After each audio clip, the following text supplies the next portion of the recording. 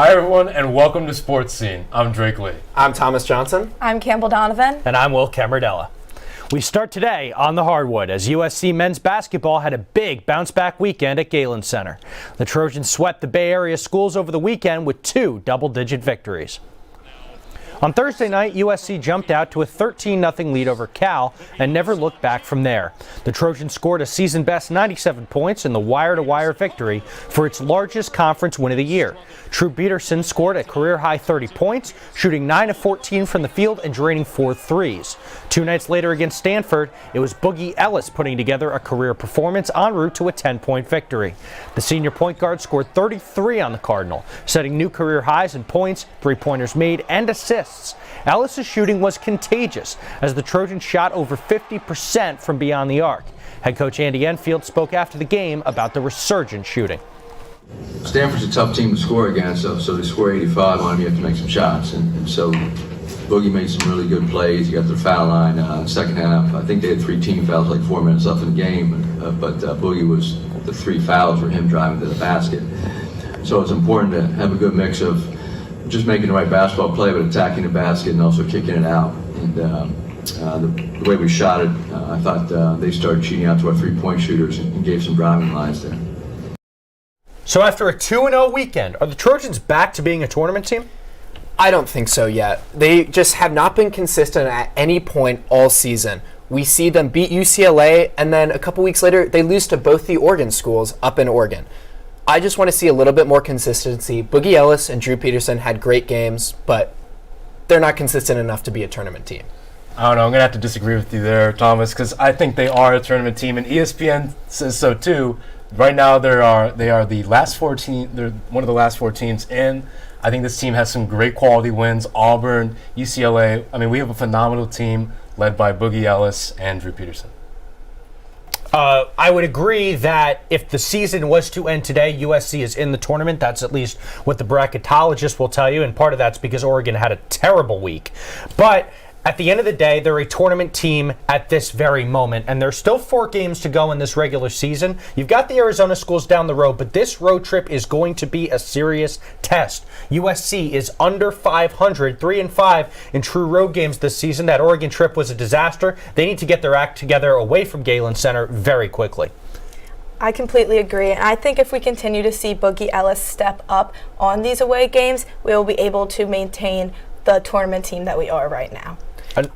I just don't know if we can see that consistency from either Ellis or Peterson. Again, great games, just not consistent. And Drake, like you were saying, they had good wins, but they've also had some really bad losses this year. So I don't know if we can see them in the tournament in a couple weeks. Yeah, for sure. But the other thing to keep in mind is that Josh Morgan and Reese Dixon-Waters are back from injury, and they really missed, especially Morgan's presence as a veteran manning that center position, right? He's missed a couple games, and they lost those games to Oregon, getting killed in the paint, especially at that first game in Eugene. Now that Morgan's back, him and Vince are going to play the majority of the minutes. You're not going to see the Harrison Hornerys, the Kajani Wrights, the Niagus of the world coming in. It's going to be the veteran against the veteran and the really highly touted prospect down low. And that's going to give USC a real big boost in the paint. I really appreciate that Morgan and Iwuchukwu are both on the court together, but I just don't know if their size can match up to Arizona size when we play them. But we'll move away from the size and look into our guards. With their back-to-back 30-point performances, Drew Peterson and Boogie Ellis have caught fire with postseason tournaments right around the corner. The 2 veteran guards were the only starters to come back after last season's March Madness loss to the Miami Hurricanes, and they are making the most of it. Peterson and Ellis lead the team in most major categories, with Ellis scoring 17 points per game and Peterson averaging 6 rebounds on top of 4.5 assists per game. Here's what the 2 had to say about their play as the regular season winds down. It was cool. It was, I was obviously more happy we took care of business tonight, coming off, last week's road trip. But it's cool to be able to join the Boogie in that club and accomplish something like that. So it was special. Knowing that I feel like I'm a 3-level scorer, and that's what I've been doing my whole entire life, scoring the ball. So just using that as an advantage when passing to my teammates, I know they're going to be heavy in the gap. But I'm more proud of myself with the 7 assists. I've been working on that a lot, watching a lot of film. Just trying to become better with my passing, so I know I can score. I'm more happy with the 7 assists. So both of the vets have been showing their star power recently, but who would you guys say is the true MVP for the Trojans? Boogie Ellis is the MVP for the Trojans. You know, this year, USC is having a lot more NCAA bubble talk because they really got themselves behind the 8 ball with some bad losses early, which means they played a lot of really consequential games, and in every single one, Boogie Ellis is the one to step up. When they go to an early season tournament against BYU, he gives them 27. When they need a win against a ranked opponent against Auburn, he gives them 28. When they have to beat arch rival UCLA, top 10 game at Galen Center, he gives them 31. When they have a terrible Oregon road trip, they desperately need 2 wins at home. In that second game against Stanford, gets his career high again with 33 points. Every time the Trojans have been in a big spot, it's been Boogie Ellis putting his best foot forward and stepping up for him. I think I have to give the nod to Drew Peterson here. I think Boogie Ellis is definitely by far the most skilled shooter on this team. You saw that in his most recent game where he hit all of those 3-pointers. But Drew Peterson, his skill with the balls, his passing ability, and his rebounding ability, he brings size to the floor. I think, especially when he goes up for those layup shots and then immediately passes to a wide open 3 for an assist, that skill is insane. So I think he is the most valuable player for the Trojans. I'd have to agree with you, Thomas. I mean, if I was playing a pickup game, I'd choose Drew over Boogie. And I mean, sure, Boogie has more points per game than Drew, but Peterson has more rebounds, he has more assists. Like, he just makes the team better all around him. And I don't think Boogie brings, like, Boogie's a talented player, but I think he's a little bit more selfish than Peterson. I think Drew's just better at giving the ball up and allowing his other teammates to score, which is what you look for in a team player.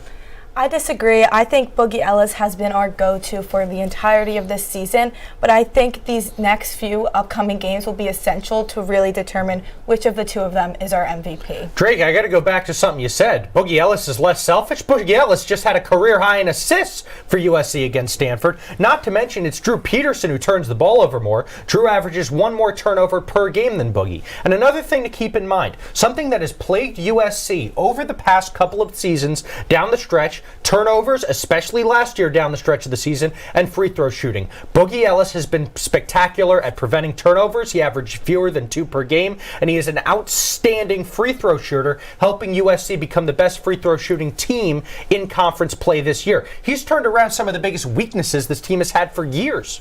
But Drew Peterson, although, yes, he does turn over the ball more, he has almost 40 more assists than Ellis on the season. That's almost averaging 2 more per game.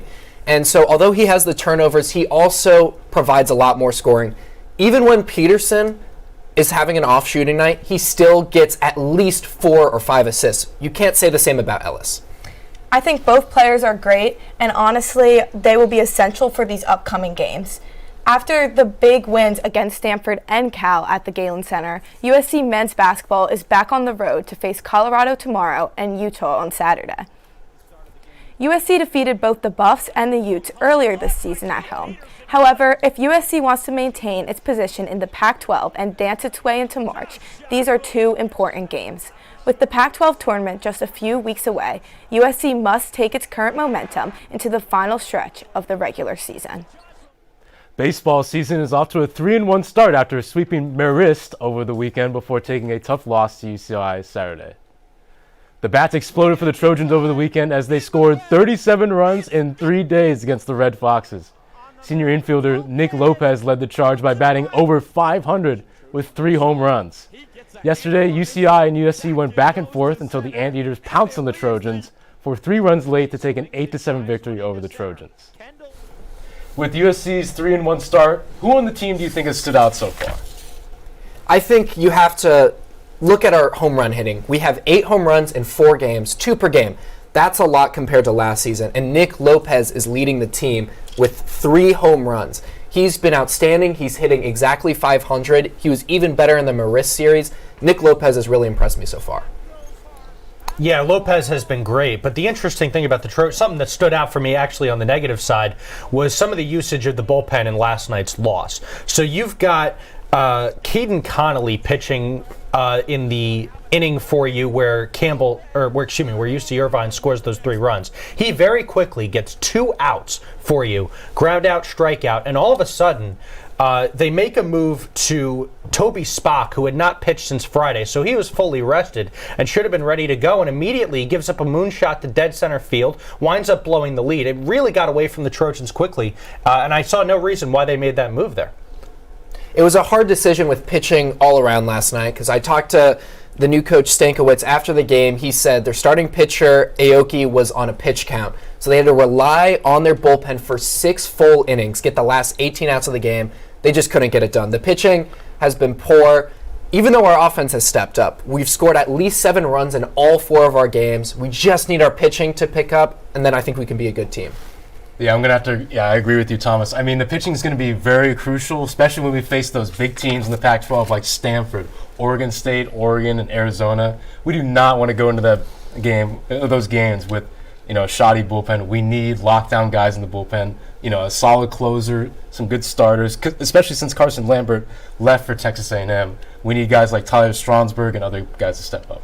I completely agree. I think our bullpen is going to need to step up in these upcoming weeks. Someone I did want to mention is freshman center fielder Austin O'Verne. He had a phenomenal series against Marist. He had 7 runs. He had 5 runs and 7 hits. And I think as a freshman, he really stepped out to help the team offensively. Look, I just wouldn't get false confidence about the offensive performance in that Marist series. At the end of the day, Marist committed 10 errors over the course of 3 games. I know it's earlier in the season, but that's horrendous. And that's going to give your offense a lot of extra opportunities. For example, in that game 2, USC scored 17 runs, 6 were unearned. And look back to that game 1 against Marist. Yes, they got a great comeback down the stretch. That comeback doesn't happen if Marist gets a pitch off before the pitch clock expired. Who would have thought we would have been talking about that? But we are. USC had a lot go right for them that they don't necessarily have control over in that series. So I think losing that game last night and blowing that lead hopefully will wake them up and realize there's still a lot of work to do to get this team to be a winner. No kidding. I mean, the team was down in all 4 of their games. I mean, they were able to win 3 of them, 3 comeback victories. A great sign for a baseball team. But a team cannot be losing in every single game and expect to have a winning record. So there's a lot of work to do, but great early signs for the Stankiewicz era at USC. The Trojans will head to Sweet Home, Alabama to face Auburn. The series was originally going to be held at Dado, but due to rain in the forecast, both teams decided to move the series to Auburn. After being ranked for the first time since 2016, USC women's basketball went up to the Bay this past weekend to take on Stanford and Cal. The Trojans first took on the Cardinal in a ranked matchup, falling 50-47. USC started off strong, getting up to an 11-5 lead early in the first quarter. But USC got dominated in the paint by Stanford forward Cameron Brink, who scored 12 points and had 6 blocks. The Trojans had a chance to tie the game and send it to overtime, but Destiny Littleton's shot at the buzzer would not fall. USC then made the drive to Berkeley and fell to the Golden Bears 81-78 despite Caddy Sissoko's 30-point performance. Their defense, which is usually their strong suit, could not get enough stops in the end. Women's basketball will close out their season with matches against Washington and Washington State. Washington is 15-11 overall and 7-9 in conference play. Sophomore Delia Daniels scores a team-leading average of 11.5 points per game for the Huskies. Washington State is 18-9 overall and is led by junior Charlize Walker-Legger. USC defeated both teams last month. So after an 0-2 weekend, do you think USC is out of the tournament? I do not. The Pac-12 is an outstanding conference, and you don't necessarily have to have the best conference record to get in out of that conference. That league's going to have a ton of bids, and there's still a tournament to go. I actually think the Stanford loss actually helps their case, because if you look at it just logically, there's absolutely no reason USC should have been in that game. Stanford is a top 5 team, an outstanding program all around, flirted with number 1 in certain spots this year. USC was missing Rhea Marshall, their best rebounder, their best shot blocker, on some nights their best scorer, and the rest of the team shot 22% from the field. And at the end of the day, USC had an opportunity to make a 3 to send the game to overtime as time expired. The shot didn't go, but the defense they played in that game sort of reaffirms the identity that they have, and actually, in my opinion, solidifies them as a more worthy team to go to the tournament. I think what was special about that Stanford game is despite missing Rhea Marshall, they still out-rebounded Stanford on the offensive boards. That's huge, especially for a team which has Cameron Brink, one of the best post players in the college basketball. So I'm going to agree with you, Will. I think that Stanford loss, Stanford was projected to win by 17 points. The Trojans were double-digit underdogs and had a chance to send it to overtime at their home. The Berkeley loss, you can take a knock at that team. That was a bad loss. Cal Berkeley this season has not been good, but that Stanford loss really solidified the team as a really good defensive team and a great, maybe even program-defining loss as the season goes on. Yeah, I mean, ESPN would agree with you. The Trojans are still at a number 8 seed in the bracket. And like you said, they played well against Stanford, and they even beat Stanford earlier this year. And they also won against other ranked teams such as Colorado, and they also played a tough match against another ranked team, Arizona. So I think this team, just like men's basketball, they have a very solid resume heading into the tournament. And I think unless they drop both games against the Washingtons, I think they're going to be in a good shape. I completely agree. Coming off a season opener loss to Boston College, the now 21st ranked USC women's lacrosse dominated number 23 Ohio State at its home opener on Sunday. The Trojans outscored the Buckeyes 18-10, beginning the game with a 7-0 run. Senior attacker Ella Heaney guided the offense with 4 goals and 3 assists, and the sophomore attacker Maddie Dora added to the tally with 3 goals. Defensively, junior goalie Kate Dever piloted the unit with 6 saves. Heaney's performance this weekend earned her Pac-12 Offensive Player of the Week. The Trojans face San Diego State this Friday on the hunt for their second win this season. The back-to-back champs are back on the sand. USC Beach Volleyball begins their season with 2 home matches on Friday. The pairs take on Grand Canyon and Long Beach State at Merrill Norman Stadium. The Trojans will look to add to their trophy case as they already have the most beach volleyball national championships in the NCAA. USC won its 4th title 1 season ago, beating the Florida State Seminoles 3-1 in the final to cap off a staggering 37-1 season. With the team's success came many individual accolades, as Tina Gradina, Sammy Slater, Haley Harwood, and Megan Kraft were all named All-Americans. USC enters their first weekend ranked 4th in the AVCA preseason coaches poll. Last season, however, the Trojans defeated the 3 teams ranked above them.